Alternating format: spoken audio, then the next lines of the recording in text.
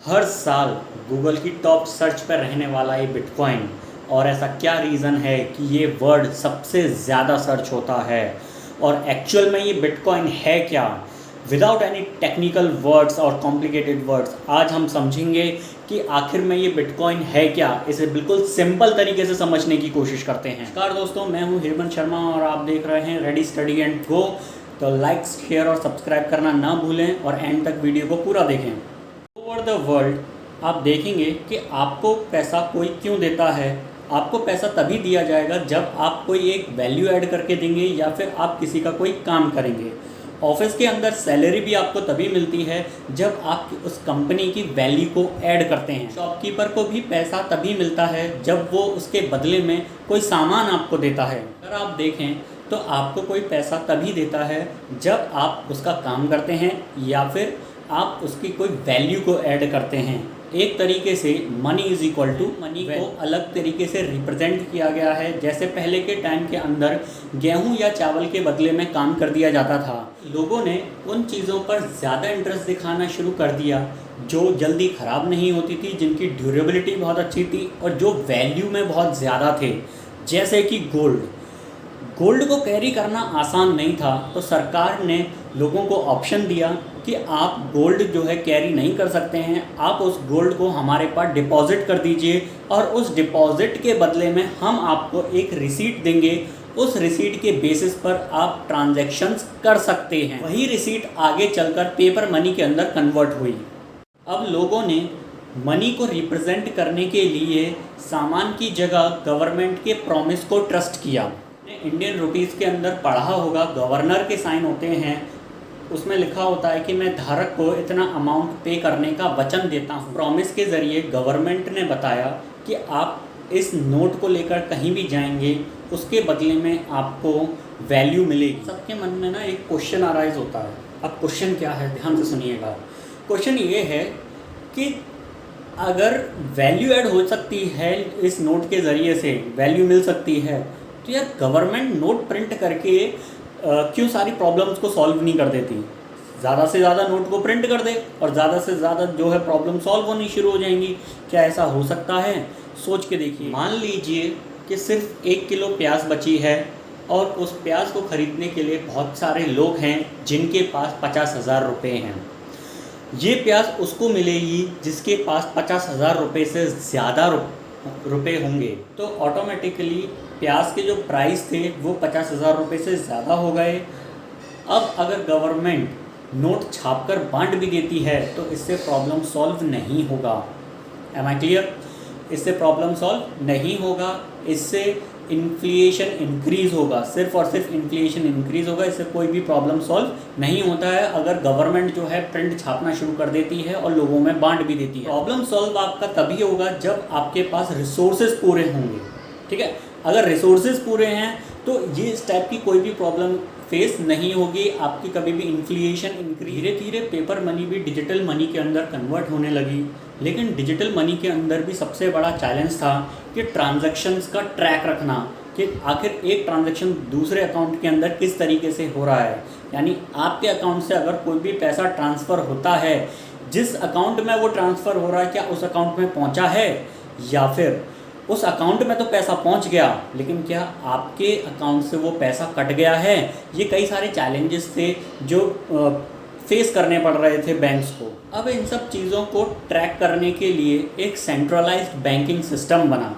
अब गवर्नमेंट के आगे सेंट्रलाइज्ड बैंकिंग सिस्टम भी एक सबसे बड़ा चैलेंज बना। जो पैसा आप बैंक के अंदर सेव करते हैं उस पैसे को बैंक जो है इन्वेस्ट करता है। अगर वही पैसा जो बैंक ने इन्वेस्टमेंट किया है उस पैसे का लॉस हो जाए तो आपका जो भी पैसा डिपॉजिट है बैंक के अंदर वो भी रिस्क में आ जाता है। जैसे कि पीएमसी बैंक के केस में हुआ। पीएमसी बैंक आप सबको याद होगा, महाराष्ट्र के अंदर एक केस हुआ था जो कि Punjab and Maharashtra cooperative bank थी, जिसके अंदर लोग अपना ही पैसे को नहीं निकाल पा रहे थे। 2008 के अंदर लेमन्स एंड ब्रदर्स जब लॉस में आए, जो कि एक फाइनेंशियल इंस्टीट्यूशन है, इससे पूरे ग्लोबल लेवल पर रिसेशन आ गया था। आज की डेट में सब लोग एक साथ बैंक से अपना पैसा मांगने लगे तो बैंक दे ही नहीं सकता है। वो आपके अकाउंट में जो बैलेंस शो होता है ना, वो एक्चुअल में एक नंबर होता है जिसकी एग्जिस्टेंस बैंक पैसा रोटेट करके मेंटेन करता है। आज की डेट में सब लोग एक साथ बैंक से अपना पैसा मांगने लगे तो बैंक पैसा दे ही नहीं सकता है। आपके अकाउंट में जो बैलेंस शो होता है वो एक्चुअल में एक नंबर होता है जिसकी एग्जिस्टेंस बैंक पैसा रोटेट करके मेंटेन करता है।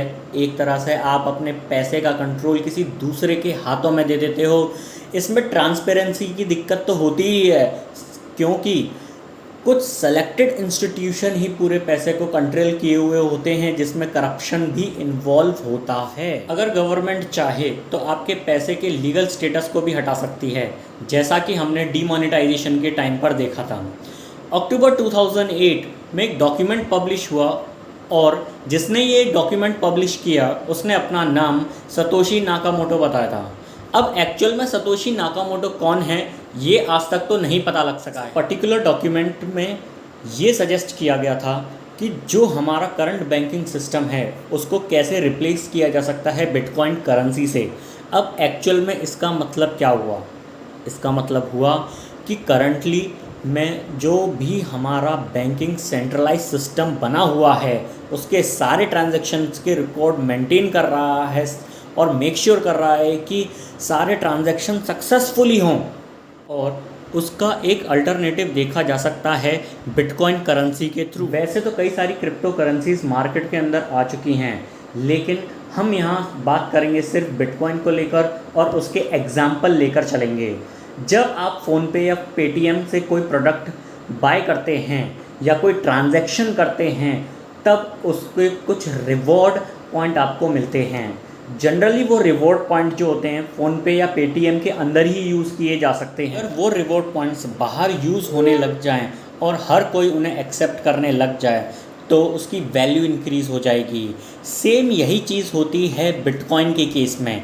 बिटकॉइन एक क्रिप्टो करेंसी है, आगे चलकर उसकी एग्जिस्टेंस किस लेवल पर होगी ये डिपेंड करता है और उसकी एक्सेप्टेंस कैसी होगी, लोग उसको किस तरीके से एक्सेप्ट कर रहे हैं और कहाँ कहाँ एक्सेप्ट कर रहे हैं। बिटकॉइन एक डिजिटल क्रिप्टो करेंसी है जिसकी कोई भी एक फ़िज़िकल एग्जिस्टेंस नहीं है। जब आप कोई बिटकॉइन ख़रीदते हैं मतलब आप एक स्पेसिफिक बिटकॉइन का एड्रेस ख़रीदते हैं या परचेज़ करते हैं जिसके थ्रू आप ट्रांजैक्शंस कर सकते हैं किसी भी स्पेसिफिक बिटकॉइन एड्रेस पर। बिटकॉइन एक ऑटोमेटिक स्ट्रक्चर है जिसको बैठकर आपको कोई प्रोग्रामिंग या फिर कोडिंग नहीं करनी है। इसकी एल्गोरिथम ऑटो रन बेसिस पर काम करती है, लेकिन एल्गोरिथम रन कराने के लिए आपको सिस्टम या कंप्यूटर की ज़रूरत पड़ेगी और इतने बड़े लेवल पर हज़ारों कंप्यूटर्स की ज़रूरत पड़ेगी और उन हज़ारों कंप्यूटर्स को मेंटेन करने के लिए थर्ड पार्टी इन्वॉल्व होगी। अगर थर्ड पार्टी इन्वॉल्व हुई तो वही पुराना बैंकिंग स्ट्रक्चर वाली चीज़ आ जाएगी कि वही थर्ड पार्टी जो है हर चीज़ को कंट्रोल करके चलेगी। इस चीज़ को अवॉइड करने के लिए बिटकॉइन माइनिंग का कंसेप्ट आया। अब ये बिटकॉइन माइनिंग का कंसेप्ट मैं आपको नेक्स्ट वीडियो के अंदर दूंगा। उससे पहले आप मुझे कमेंट करके ज़रूर बताएं कि क्या क्या आपको समझ में आया है और क्या कंसेप्ट्स हैं जो इसके अभी तक नहीं समझ में आए हैं। तो नेक्स्ट वीडियो के लिए ज़रूर वेट कीजिएगा। पार्ट 2 इसका मैं आपको जल्दी रिलीज़ करके दूंगा।